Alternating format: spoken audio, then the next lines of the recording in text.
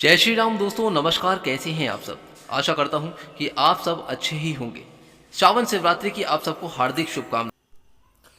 कहा जाता है कि श्रावण शिवरात्रि की कथा का पाठ करने या सुनने मात्र से श्रावण शिवरात्रि व्रत का पूर्ण फल मिलता है। मान्यता है कि इस दिन शिवरात्रि व्रत का पाठ करने से भक्तों को बहुत ही लाभ होता है और उनके जीवन में तमाम तरह की सुख समृद्धि का आगमन होना शुरू हो जाता है। एक बार पार्वती जी ने भगवान शिव शंकर से पूछा कि ऐसा कौन सा श्रेष्ठ और सरल व्रत पूजन है जिससे मृत्युलोक के प्राणी आपकी कृपा सहज ही प्राप्त कर सकते हैं। उत्तर में शिव जी ने पार्वती जी को शिवरात्रि के व्रत का विधान बताकर यह कथा सुनाई। शिव जी ने देवी पार्वती से कहा कि हे देवी, एक गांव में एक शिकारी रहता था। पशुओं की हत्या करके वो अपने कुटुंब को पालता था। वह एक साहूकार का ऋणी भी था, लेकिन उसका ऋण समय पर ना चुका सका। क्रोधवश में आकर साहूकार ने शिकारी को उस शिव मठ में बंदी बना लिया। संयोग से उस दिन शिवरात्रि थी। शिकारी ध्यानमग्न होकर शिव मत संबंधी धार्मिक बातें सुनता रहा। चतुर्दशी को उसने शिवरात्रि की कथा भी सुनी। संध्या होते ही साहूकार ने उसे अपने पास बुला लिया और ऋण चुकाने के विषय में उससे बात की। शिकारी अगले दिन सारा ऋण लौटा देने का वचन देकर बंधन से छूट गया। अपनी दिनचर्या की भली भांति वह जंगल में शिकार के लिए निकला, लेकिन दिन भर बंदी गृह में रहने के कारण भूख प्यास से व्याकुल था। शिकार करने के लिए वह एक तालाब के किनारे बेल वृक्ष पर पड़ाव बनाने लगा। बेल वृक्ष के नीचे शिवलिंग था जो बेलपत्र से ढका हुआ था। शिकारी को उस बात की बिल्कुल भी पता नहीं थी कि जिस पेड़ पे वो चढ़ रहा है उसके नीचे एक शिवलिंग है जो कि बेलपत्रों से ढक चुका है। पड़ाव बनाते समय उसने जो टहनियाँ तोड़ी वो संयोग से शिवलिंग पर जा गिरी। इस प्रकार दिन भर भूखे प्यासे शिकारी का व्रत भी हो गया और शिवलिंग पर बेलपत्र भी चढ़ गए। एक पहर रात्रि बीत जाने के बाद जब एक गर्भिणी हिरनी तालाब पर पानी पीने के लिए पहुंची, शिकारी ने धनुष पर तीर चढ़ाकर ज्यों ही प्रत्यंचा खींची, हिरनी बोली, मैं गर्भिणी हूं, शीघ्र ही प्रसव करूंगी। तुम एक साथ दो जीवों की हत्या करोगे जो ठीक नहीं है। मैं अपने बच्चे को जन्म देकर शीघ्र ही तुम्हारे सामने प्रस्तुत हो जाऊंगी, तब तुम मुझे मार लेना। शिकारी ने प्रत्यंचा ढीली कर दी और हिरनी झाड़ियों में लुप्त हो गई। कुछ देर के बाद एक और हिरनी उधर से निकली। शिकारी की प्रसन्नता का ठिकाना न रहा। समीप आने पर उसने धनुष पर बाण चढ़ाया तो उस देख हिरनी ने विनम्रतापूर्वक निवेदन किया, हे पार्थी, मैं थोड़ी देर पहले ही ऋतु से निवृत्त हुई हूँ, कामातुर विरहिणी हूँ, अपने प्रिय की खोज में भटक रही हूँ। मैं अपने पति से मिलकर शीघ्र ही तुम्हारे पास आ जाऊंगी। शिकारी ने उसे भी जाने दिया। 2 बार शिकार को खोकर उसका माथा ठनका। वह चिंता में पड़ गया। रात्रि का आखिरी पहर बीत रहा था। तभी अचानक से उसके सामने एक अन्य हिरनी अपने बच्चों के लिए इधर से उधर निकली। शिकारी के लिए यह स्वर्णिम अवसर था। उसे सोचा कि क्यों ना अब इसी का शिकार किया जाए। धनुष पर तीर चढ़ाने में देर न लगाई और वह तीर छोड़ने ही वाला था कि तभी हिरनी ने बोले कि हे पार्थी, मैं इन बच्चों को उनके पिता के हवाले करके लौट आऊंगी।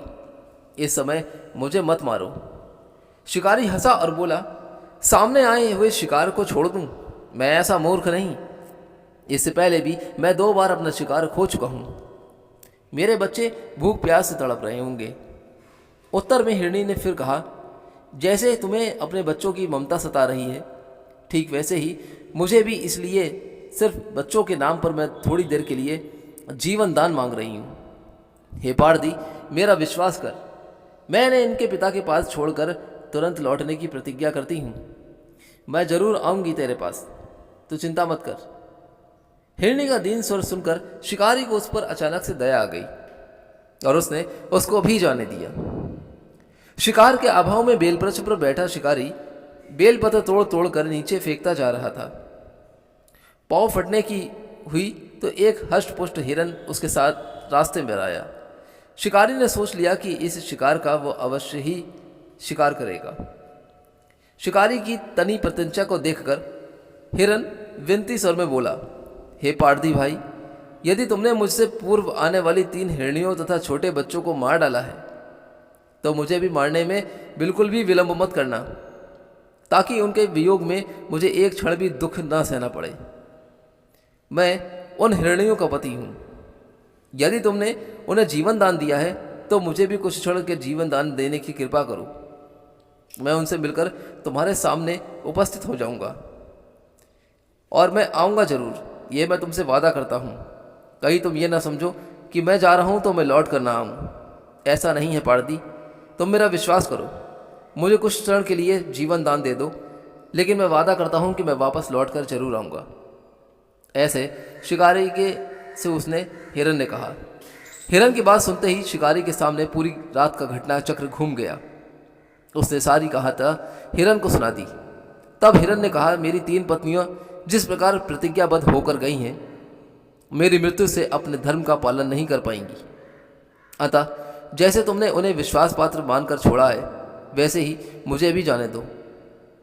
मैं उन सबके साथ तुम्हारे सामने शीघ्र ही उपस्थित होता हूँ। उपवास, रात्रि जागरण तथा शिवलिंग पर बेलपत्र चढ़ाने से शिकारी का हिंसक हृदय निर्मल हो गया था। उसने भगवत शक्ति का वास हो गया था। धनुष तथा बाण उसके हाथ से सहज ही छूट गए। भगवान शिव की अनुकंपा से उसका हिंसक हृदय करुणिक भावों से भर गया था। वह अपने अतीत के कर्मों को याद करके पश्चाताप की ज्वाला में जलने लगा। थोड़ी ही देर के बाद मृग सपरिवार शिकारी के समक्ष उपस्थित हो गया ताकि वह उनका शिकार कर सके। किंतु जंगली पशुओं की ऐसी सत्यता, सात्विकता एवं सामूहिक प्रेम भावना देखकर शिकारी को बड़ी ही ग्लानि हुई। उसकी नेत्रों से आंसुओं की झड़ी लग गई। उस हिरन के सपरिवार को न मारकर शिकारी ने अपने कठोर हृदय को जीव हिंसा से हटा के लिए सदा के लिए कोमल और दयालु बना लिया। देवलोक से समस्त देव समाज भी इस घटना को देख रहा था। घटना की परिणति होते ही देवी देवताओं ने पुष्प वर्षा भी की। तब शिकारी तथा हिरन परिवार मोक्ष को प्राप्त हुए। योग परंपरा में अनगिनत शिव की कहानियां हैं, जो कि तार्किक अंदाज में बहुत ही अमूल्य ज्ञान देती हैं। दोस्तों, हर हर महादेव, जय मां पार्वती। आइए अब सुनते हैं कथा भगवान शिव के महान भक्त कनप्पा जी की। दोस्तों, यह कहानी भी आप बिल्कुल ध्यान से सुनिएगा, कहीं मत जाइएगा। यदि आपने ये कहानी छोड़ दी तो भगवान भोलेनाथ के साथ साथ माता पार्वती का आशीर्वाद से आप चूक जाएंगे। इसलिए इस कहानी को आप बिल्कुल ध्यान से सुने और एक बार इस वीडियो को लाइक करके चैनल को सब्सक्राइब करना बिल्कुल भी मत भूलिएगा। कमेंट बॉक्स में हर हर महादेव जरूर लिखें। हिंदू धर्म में महादेव से बढ़कर एक भक्तों का वर्णन मिलता है, किंतु उसमें से एक भक्त ऐसे भी थे जो कि किसी की पूजा विधि को नहीं जानते थे। उन्होंने हर वो चीज़ की जो शास्त्र विरुद्ध है और जिसे पाप माना जाता है, किंतु फिर भी महादेव ने उन्हें दर्शन दिए। वे इस बात को सिद्ध करते हैं कि महादेव केवल अपने भक्त के भाव को देखते हैं, उसकी पद्धति नहीं। उसका नाम नहीं था, उसका नाम था कनप्पा। इनके जन्म के विषय में कई प्रकार की प्रथाएं प्रचलित हैं। मूल रूप से ये एक तमिल भील परिवार में जन्मे थे। इनके पिता का नाम राजा नाग एवं माता का नाम उडुपुरा था। दक्षिण भारत के विशेष रूप से तमिलनाडु में इनकी बड़ी महत्ता है। ये उन 63 तमिल संतों में से एक हैं जिन्हें नयनार कहा जाता है। इनकी पत्नी का नाम नीला बताया गया है। ये एक व्याध थे जो शिकार कर अपना पालन पोषण किया करते थे। इनके जन्म के विषय में मान्यता है कि द्वापर युग में जब महादेव ने पांडुपुत्र अर्जुन की परीक्षा लेकर उन्हें पशुपतास्त्र प्रदान किया था, तब अर्जुन ने उनसे प्रार्थना की थी कि वे अगले जन्म में उनके महान भक्त बने। भगवान शंकर ने उन्हें यह आशीर्वाद दिया था कि कलयुग में अर्जुन ही कनप्पा के रूप में जन्मे और महादेव के अनन्य भक्त बने। एक बार कनप्पा आखेट करते करते बहुत दूर जंगल में निकल गए थे। वहां उन्हें एक अत्यंत ही प्राचीन और जीर्ण मंदिर दिखाई दिया। जब वे उस मंदिर के अंदर पहुंचे तो उन्हें एक दिव्य शिवलिंग के दर्शन भी हुए।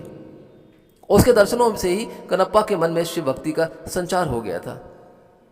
उन्होंने तुरंत ही उस मंदिर को साफ किया। उसके मन में उस शिवलिंग की पूजा करने का भी विचार आया, पर उन्हें शिव पूजा के बारे में कुछ पता ही नहीं था। तब उन्होंने सोचा कि महादेव को कुछ खाने और पीने को ही दे दिया जाए। ये सोचकर वे जंगल की ओर गए और एक शूकर का शिकार किया। उसे काट करके वे उसका मांस एक पत्तल में लेकर चले। दूसरे हाथ में उन्होंने एक पात्र में मधुमक्खियों के छत्ते से कुछ मधु इकट्ठा कर लिया था। जल के लिए कोई और उपाय ना दिखा तो उन्होंने अपने मुंह में ही जल भर लिया। वे वो सामान लेकर मंदिर आए तो देखा कि शिवलिंग पर कुछ सूखे पत्ते टूटकर गिर गए हैं। उन्होंने अपने पैर से शिवलिंग के पत्ते हटाए। मुख में रखे जल से कुल्ला कर उन्होंने महादेव का अभिषेक किया और फिर उन्हें भोग के रूप में मांस और शहद अर्पण किया। हालांकि उनका यह कृत्य उचित नहीं था, बिल्कुल ही अनुचित था, और वे सारी वस्तुएं भी पूजा के लिए निषिद्ध थी, लेकिन उनका मन पवित्र था। उन्होंने जो कुछ भी किया वो पूर्ण भक्ति भाव से किया था, और महादेव को केवल उसी भाव का मोह था। उन्होंने प्रसन्न मन से केवल उसका प्रसाद स्वीकार किया। अब तो ये कनप्पा का रोज का कार्य हो गया था।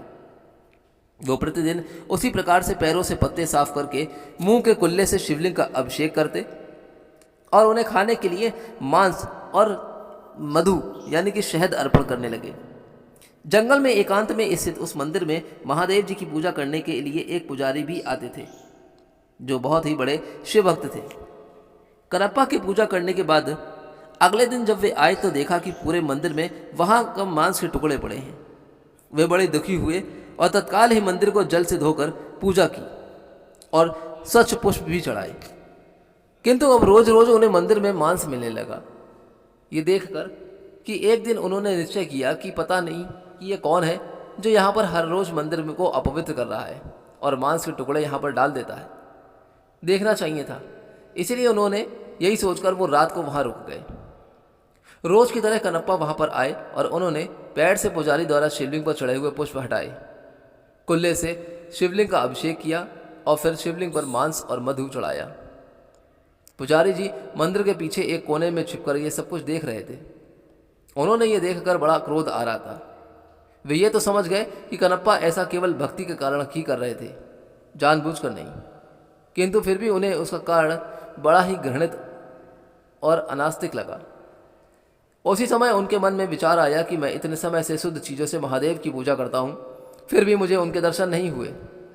फिर भला इस घृणित कार्य से, इस पद्धति से पूजा करने वाले से भला महादेव कैसे प्रसन्न हो सकते हैं? ये सवाल उनके मन में चल ही रहा था। वे पुजारी भी महादेव के भक्त थे, इसलिए अपने भक्त का अभिमान भंग करने के लिए उन्होंने अर्थात शिव जी को एक लीला रची। कनप्पा ने देखा कि अचानक शिवलिंग के एक आंख से रक्त बहने लगा है। अपने आराध्य की ऐसी दशा देखकर वे अत्यंत ही दुखी हुए।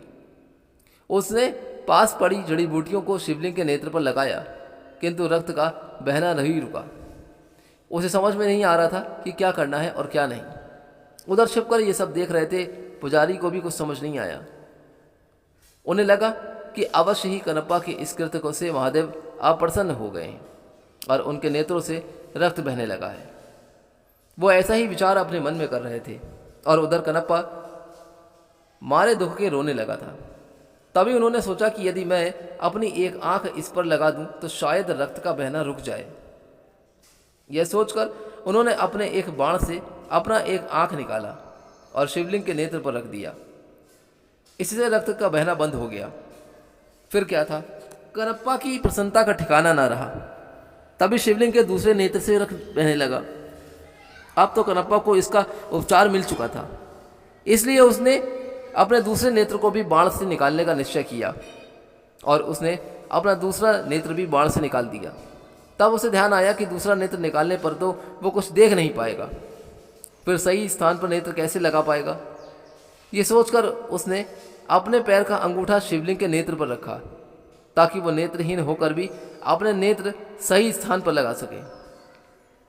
फिर जैसे ही उसने अपने बाण से अपना नेत्र निकालने का प्रयास किया, महादेव ने स्वयं प्रकट होकर उसका हाथ पकड़ लिया और अपने आराध्य के दर्शन होते ही कनप्पा उनके चरणों में गिर पड़ा था।